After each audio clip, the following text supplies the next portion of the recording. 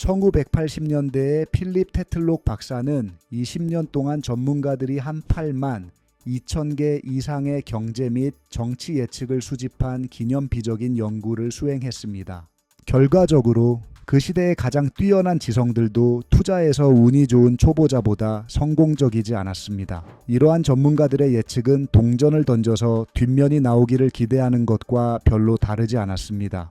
가장 놀라운 점은 금융 분석가들이 더 전문적일수록 그들의 성과가 더 나빴다는 것입니다. 이성은 지나친 자신감과 이론적 모델의 현실을 맞추려는 경향 때문에 시장의 불확실성을 받아들이지 못한다. 그런데도 너는 아직도 $1000를 받고 코스를 제공하는 그루의 말을 믿고 뭔가를 얻을 수 있을 거라고 생각하니? 차라리 이 비디오에서 내가 가르쳐 준 것을 하고 역사상 위대한 투자 천재라고 불리는 사람들의 실수에서 배워라. 수학과 경제학에 뛰어난 인재들, 노벨상 수상자들까지 포함하여 만든 투자 펀드가 있다고 한다면, 그리고 그 전략이 거의 틀림없는 수학적 모델로 뒷받침되고 있다면 그 펀드에 투자하시겠습니까? 1990년대에 많은 사람들이 그렇게 했고 모든 것을 잃었습니다.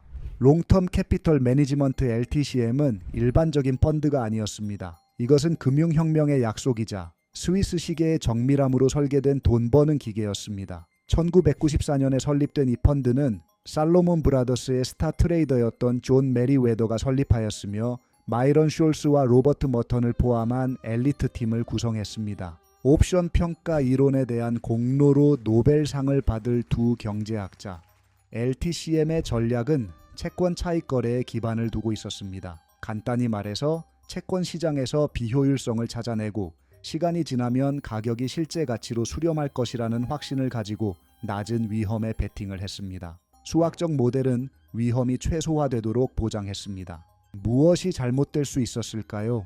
처음에 LTCM은 금융공학의 걸작이었습니다. 1994년부터 1997년까지 40% 이상의 연간 수익률을 기록하여 대부분의 투자 펀드를 훨씬 능가했습니다.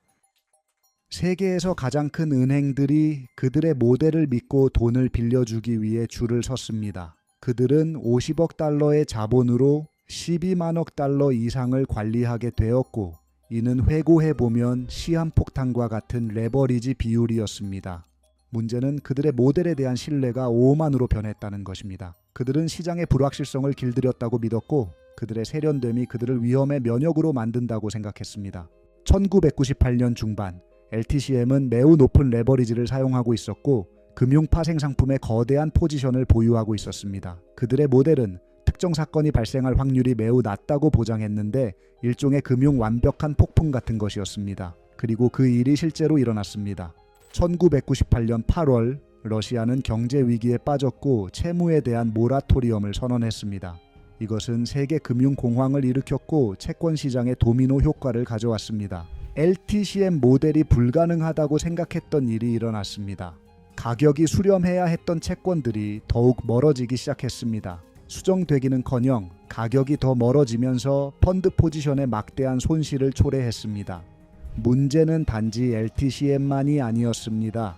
그들의 붕괴는 글로벌 금융위기를 촉발할 위험이 있었습니다. 그들은 월스트리트의 거의 모든 주요 은행에서 돈을 빌렸기 때문입니다.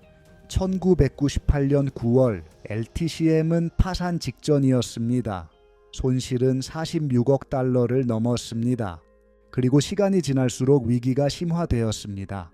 LTCM이 붕괴하면 세계 최대 은행 중 여러 곳이 함께 무너질 것입니다. 이러한 상황에서 뉴욕 연방준비은행은 전례 없는 구제 계획을 마련했습니다. 골드만삭스, 메릴린치, JP모건을 포함한 14개 은행의 컨소시엄이 참여했습니다. 3,600만 달러를 LTCM에 투입하여 완전한 붕괴를 막았습니다. 그 대가로 그들은 펀드를 장악하고 질서 있게 포지션을 청산했습니다. 많은 사람들에게 이 사건은 초기 경고였습니다. 2008년 금융위기 때 일어났던 일들에 대해 과도한 레버리지, 수학적 모델에 대한 맹신, 그리고 시장이 항상 우리가 기대하는 대로 움직일 것이라는 비이성적인 믿음의 결합. 워렌 버핏이 말했듯이 투자 잘하려면 천재일 필요는 없지만 감정 조절과 상식은 필요합니다. 그러면 경제가 과학이고 금융시장이 데이터, 수학 모델 및 합리적 분석에 의해 뒷받침된다면 왜 그렇게 많은 투자 결정이 재앙으로 끝나는 걸까요? 왜 그런지 이해하기 위해 금융사에서 가장 터무니없는 순간을 분석해 봅시다. 투비디지털.com에서 나는 이런 비디오를 어떻게 만드는지 배우고 유튜브로 생계를 꾸릴 수 있습니다. 논리와 현실이 충돌하는 현상을 보여주는 것이 있다면 그것은 바로 투기적 버블입니다. 버블은 자산의 가격이 아무런 논리적 이유 없이 급등할 때 발생하며 오직 계속 오를 것이라는 믿음에 의해 추진됩니다. 17세기 튤립 버블, 역사상 가장 터무니없는 사례를 생각해 봅시다. 1637년 네덜란드에서 튤립은 지위의 상징이었습니다. 색상과 모양이 더 이국적일수록 더 가치가 있었습니다. 모든 것은 부유한 상인들이 이 구근에 많은 돈을 지불하면서 시작되었습니다. 그러나 곧 시장에 광기가 퍼졌습니다. 모든 사회 계층의 사람들이 튤립을 사기 시작했습니다. 가격이 오르기만 할 것이라고 확신했습니다.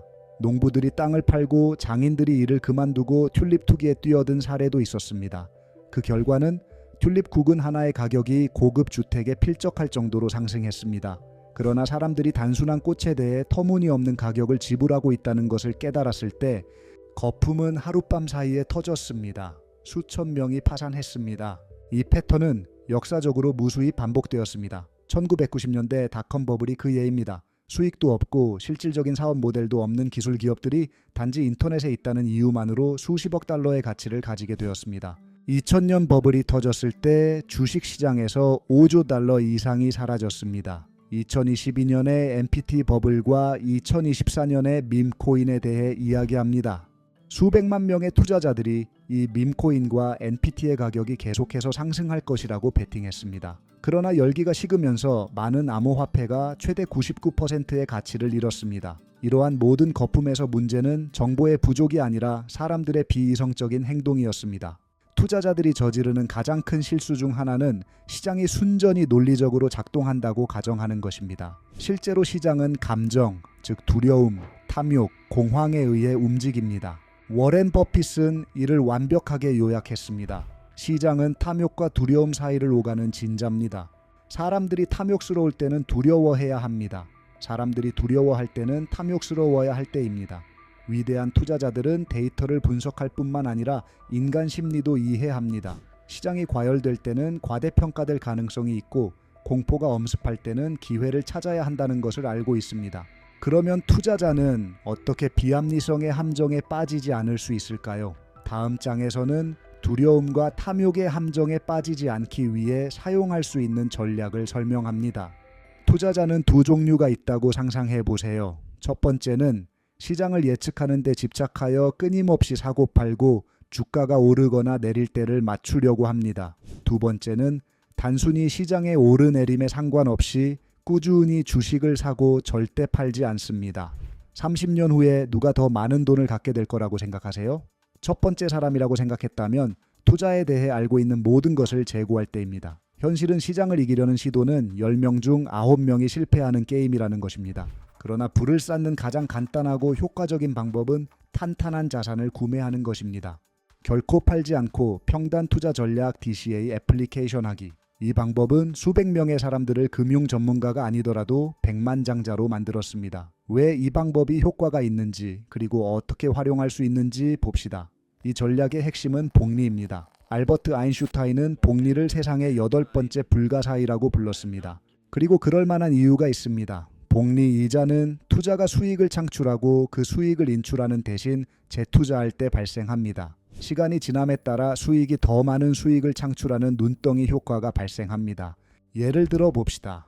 주식시장에 매달 500달러를 10%의 연평균 수익률로 투자한다고 가정합니다. 역사적으로 1500에 지난 100년간의 수익률입니다. 30년 후에는 총 18,000만 달러를 투자하게 될 것입니다. 네가 얼마나 가질 것 같아? 113만 달러 이상? 지금 500달러 대신에 1000달러를 투자한다고 상상해봐. 30년 후에는 226만 달러 이상이 될 거야. 복리의 마법은 오직 하나의 중요한 조건, 즉 시간이 있어야만 작동해. 투자 기간이 길수록 그 효과는 더 커질 거야.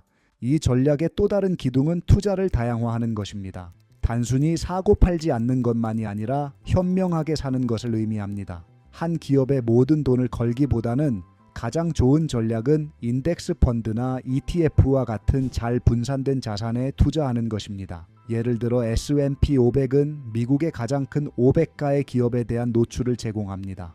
고급 주식, 애플, 마이크로소프트 또는 구글과 같은 명확한 경쟁 우위를 가진 회사들, 부동산, 수동소득 창출을 위한 것, 비트코인과 같은 안정적인 암호화폐를 포트폴리오에 통제된 비율로 포함시키되 과도하지 않게 분산 투자는 특정 부문의 위기로부터 당신을 보호하고 돈을 더 안정적으로 성장시킵니다. 실제 사례로 들어가 보겠습니다. 로널드 리드라는 남자가 미국 버몬트주에서 관리인과 주유소 정비사로 일했습니다. 그는 평생 동안 연간 $12,000 이상을 벌지 못했습니다. 하지만 그는 꾸준히 좋은 주식에 투자했고 결코 매도하지 않았습니다. 그가 2014년에 세상을 떠났을 때 그의 재산은 $800만 달했습니다. 로널드 리드는 금융박사 학위도 없었고 내부 정보를 접할 수 있는 것도 아니었습니다. 그는 단지 3가지 원칙을 따랐습니다. 꾸준히 투자하고 결코 매도하지 않는 것, 배당금을 재투자하세요. 누구나 규칙과 인내만 있으면 그가 했던 것을 따라 할 수 있습니다. 대부분의 사람들이 투자로 백만장자가 되지 못하는 유일한 이유는 인내심이 없기 때문입니다. 빠른 결과를 원하고 시장의 두려움과 열광에 휘둘리게 됩니다. 투자자들이 저지르는 가장 큰 실수는 시장이 하락할 때 공황 상태에서 매도하고 시장 움직임을 예측하려고 시도하는 것입니다. 가격이 비싸다고 투자하지 않고 완벽한 순간을 기다리세요. 만약 당신이 단단한 자산을 사서 DCA를 적용하고 절대 팔지 않는다면 시간이 당신의 일을 해줄 것입니다. 실질적인 부를 쌓고 재정적으로 탄탄한 미래를 보장하려면 다음 단계를 따르세요. 투자를 자동화하세요. 매달 인덱스 펀드로 자동 송금을 설정하세요. 시장을 이기려고 하지 마세요. 뉴스나 공황 상태 때문에 팔지 않도록 규율을 유지하세요. 배당금을 재투자하세요. 복리의 마법이 작용하도록 하세요. 몇 년이 아닌 몇십 년을 생각하세요.